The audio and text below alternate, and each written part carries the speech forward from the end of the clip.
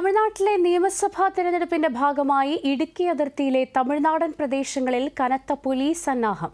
Check പോസ്റ്റുകളിൽ പരിശോധനയും ശക്തമാണ്. പോളിംഗ് അവസാനിക്കും വരെ പോലീസ് നിരീക്ഷണവും പരിശോധനകളും തുടരും. കാണാം ഒരു റിപ്പോർട്ട്.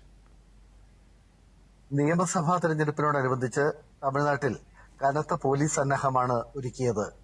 234 മണ്ഡലങ്ങളിലും സുതാര്യവും സമാധാനപരവുമായ വോട്ടെടുപ്പ് ഉറപ്പാക്കാൻ Tamil Nadu special police, home guards, CRPF എന്നിവയ്ക്ക് പുറമെ അയൽ സംസ്ഥാനങ്ങളായ ആന്ധ്രാപ്രദേശ്, കർണാടക എന്നിവിടങ്ങളിൽ നിന്നുള്ള പോലീസുകാരെയും ഡ്യൂട്ടിക്കായി നിയോഗിച്ചിട്ടുണ്ട്. പോളിംഗ് ബൂത്തുകൾക്ക് സമീപം പോലീസ് ഉദ്യോഗസ്ഥർ ഉച്ചഭാഷിണിയിലൂടെ വോട്ടർമാർക്ക് നിർദ്ദേശങ്ങൾ നൽകി വരുന്നു. പോളിംഗ് സ്റ്റേഷനുകൾക്ക് സമീപം ആളുകൾ കൂട്ടം കൂടുന്നതും ശക്തമായി നിരോധിച്ചു. കേരള അതിർത്തി ചെക്ക് പോസ്റ്റുകളിൽ വാഹന പരിശോധന കർശനമാക്കി.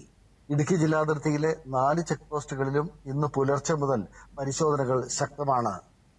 വിവിധ നിയോജക മണ്ഡലങ്ങളിലെ പ്രധാന കേന്ദ്രങ്ങളിലും പോലീസ് സംഘം ക്യാമ്പ് ചെയ്യുന്നുണ്ട്. വോട്ടിംഗ് അവസാനിക്കും വരെ പോലീസ് ക്യാമ്പുകൾ തുടരും. ആന്റണി മുനിയറ, ദൂരദർശൻ ന്യൂസ്, ഇടുക്കി.